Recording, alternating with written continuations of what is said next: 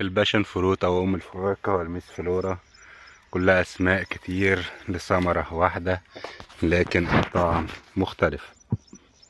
طعم الثمرة دي غير طعم الثمرة دي غير طعم الثمرة دي، سبحان الله. من الفواكه النادر جدا ان انت تلاقي ان انت تختلف على طعمها، لان كل طعم فيها له مذاق مختلف عن الثمرة الاخرى. سبحان الله. ممكن الثمرة تكون بطعم المانجا، ممكن ثمرة تكون بطعم البرتقال، ممكن ثمرة بطعم اي فاكهة اخرى، ممكن كمان العنب. فده من اهم مميزات الشجرة دي. سريعة الانتاج. الشجرة عمرها سنة ونص فقط، ما شاء الله. شايفين الجذور بتاعتها عاملة ازاي والساق بتاعها والثمار وكمية الانتاج بتاعها. امتى بيتم حصادها؟ بيتم حصادها لما لونها يبدأ يتغير للون سواء البنفسجي او الاصفر، او على حسب نوع الشجرة بتاعتنا. يعني شايفين دي يعتبر نضج، يعتبر لسه مكملش، بس برضو يعتبر المية اللي فيها بدأت تتكون، طعمها بدأ يستوي، يعني ينضج.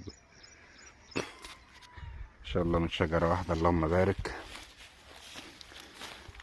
يعني الشجرة منتجة، شجرة فاكهة متسلقة. ممكن لو ناس كتير استبدلت العنب بثمار الباشن فروت او اشجار الفاكهة ام الفواكه، بسبب قوتها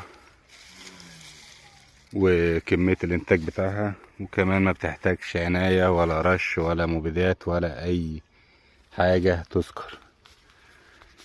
عشان كده ناس كتير شايفاها ان هي سهلة في زراعتها،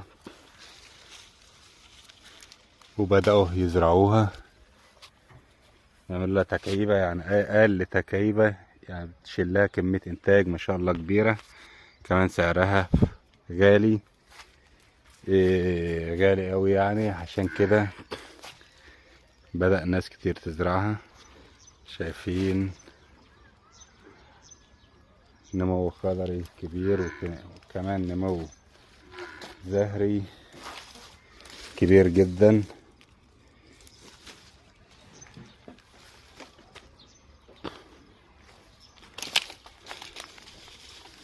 كمان بيتميز بلونها الأخضر الدائم، شجرة دائمة الخضرة دايما وباستمرار ما شاء الله. عشان كده ناس بدأوا يزرعوها وانتشرت جدا في مصر. لو متابعينا زارعينها ولا لأ، ومكانكم فين، وايه اهم الدول اللي انتشرت فيها. الحمد لله في مصر بقت منتشرة جدا، ناس كتير بدأت تزرعها وزرعتها في مصر الحمد لله. يعني بسبب سهولة زراعتها يفضل زراعتها من العقل في شهر فبراير ومارس. كمان ممكن تتزرع من البذور، لكنها تتأخر شوية في الإنتاج وفي في النمو. أما لو زرعينها من العقل فبتكون سريعة النمو جدا، سريعة بطريقة يعني الحمد لله ما شاء الله.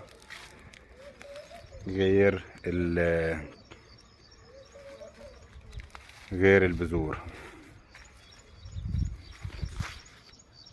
في النهاية أتمنى تكونوا استفدتم.